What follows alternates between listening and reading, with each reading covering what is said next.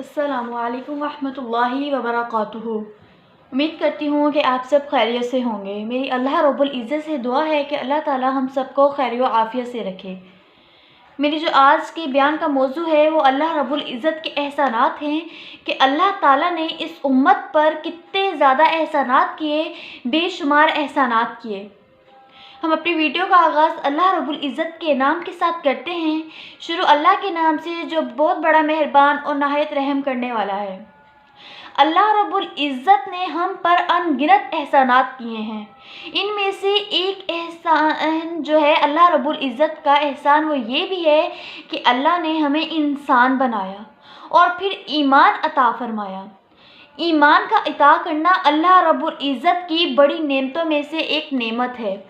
फिर अल्लाह रब्बुल इज़्ज़त ने हमें नबी करीम सल्लल्लाहु अलैहि वसल्लम की जो है उम्मत पे पैदा फरमाया।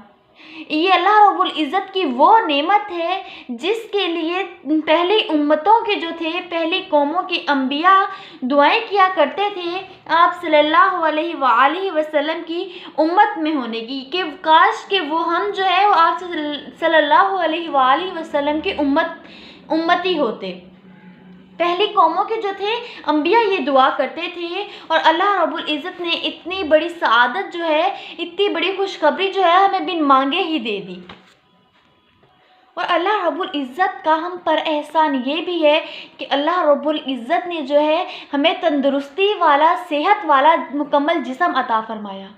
हम उन लोगों को देखिए जिनके हाथ नहीं हैं, पाँव नहीं हैं, तब भी वो जो है अल्लाह रब्बुल इज़्ज़त का शुक्र अदा करते हैं कि अल्लाह रब्बुल इज़्ज़त ने जो है उनको हाथ नहीं दिए, तब भी वो अल्लाह का शुक्र अदा करते हैं। और आज हम अपने आप को देखिए कि अल्लाह रब्बुल इज़्ज़त ने हमें अपनी तमाम नेमतों से नवाजा है। हमारे पास हाथ है, हम अपना काम खुद कर सकते हैं। हमारे पास पाँव है, हम खुद जहाँ हमारा दिल करे चलकर जा सकते हैं। हमारे पास आँखें हैं, हम अल्लाह रब्बुल इज़्ज़त की नेमतों को देख सकते हैं। हमारे पास ज़ुबान है, हम बोल सकते हैं। हम उन लोगों को देखना चाहिए हमें जो पैदा होते ही, जिनके पास अल्लाह की कुछ नेमतें नहीं होती, जिनके पास इस तरह की नेमतें नहीं होती, जिनके पास आंखें नहीं होती, अल्लाह रब्बुल इज़्ज़त की वो नेमतों को नहीं देख सकते, जिनके पास ज़ुबान नहीं होती वो बोल नहीं सकते, जिनके पास कान नहीं होते वो सुन नहीं सकते।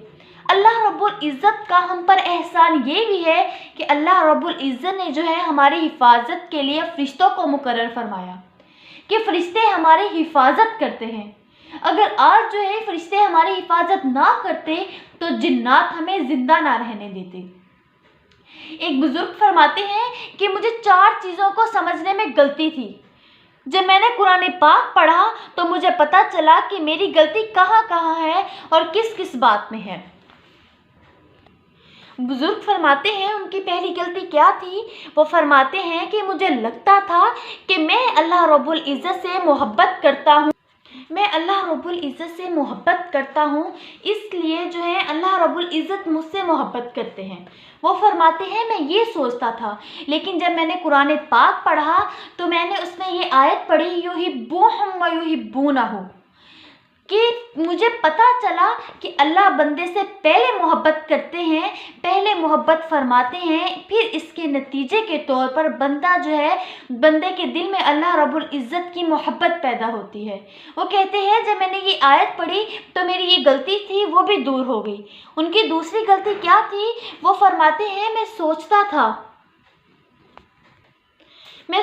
था कि जो बंदा है वो पहले अपने अल्लाह से राज़ी होगा, इसके बाद अल्लाह रब्बुल इज़्ज़त जो है अपने बंदे से राज़ी होंगे। जब मैंने कहते कुरान पाक पढ़ा तो मुझे मालूम हो गया, मेरी ये गलती जो थी वो भी ख़त्म हो गई कि अल्लाह रब्बुल इज़्ज़त ने फरमाया रज़ियल्लाहु अन्हुम व रज़ू अन, कि अल्लाह उनसे राज़ी हो गया, वो अल्लाह से राज़ी हो गए।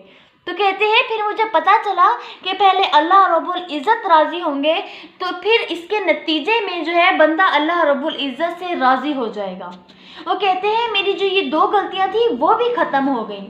उनकी तीसरी गलती क्या थी। वो फरमाते हैं मैं सोचता था कि अल्लाह को पहले मैं याद करता हूँ, फिर अल्लाह मुझे याद करते हैं।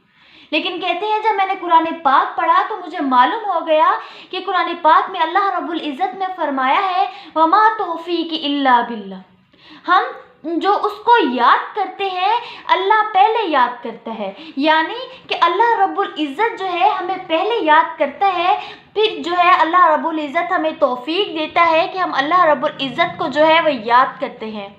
حدیث مبارکہ میں آتا ہے کہ انسان کو جو ہے اللہ رب العزت دن میں جو نعمتیں عطا فرماتے ہیں اس میں سے سب سے بہتر جو نعمت ہے وہ یہ ہے کہ اللہ رب العزت جو ہے اس کو اپنی یاد کی توفیق عطا فرماتے ہیں۔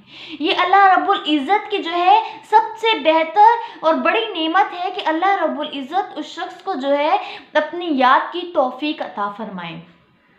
بزرگ کہتے ہیں میری یہ 3 غلطیاں جو تھیں وہ بھی ختم ہو گئی، دور ہو گئی۔ اس کے بعد میری چوتھی غلطی تھی وہ یہ تھی کہ میں سوچتا تھا کہ میں توبہ پہلے کرتا ہوں پھر اللہ میری توبہ کو قبول فرماتے ہیں۔ تو جب میں نے قرآن پڑھا، قرآن پاک میں اللہ رب العزت کی یہ آیت پڑھی ثم تاب علیہم یتوبوا، کہ اللہ کی رحمت پہلے متوجہ ہوتی ہے پھر انسان کو توبہ کی توفیق ملتی ہے۔ جب اللہ کی رحمت ہی ہم پر متوجہ نہ ہو، اللہ کی رحمت ہی ہم پر نہ برسے تو ہمیں کیسے توبہ کی توفیق مل سکتی ہے؟ بزرگ کہتے ہیں میں نے قرآن پڑھا تو مجھے یہ معلوم ہو گیا کہ میری یہ جو 4 غلطیاں تھیں وہ ختم ہو گئیں، دور ہو گئیں۔ تو اس واقعے سے ہمیں کیا سبق ملتا ہے؟ اس واقعے سے ہمیں یہ سبق ملتا ہے کہ ہم قرآن کو جتنا بھی پڑھ لیں لیکن جب تک ہم قرآن کو سمجھ کر نہیں پڑھیں گے، قرآن کی سمجھ ہمارے دل و دماغ میں نہیں ہوگی، تب تک ہم قرآن کا اصل جو مقصد ہے وہ نہیں سمجھ سکتے کہ قرآن میں کیا فرمایا جا رہا ہے۔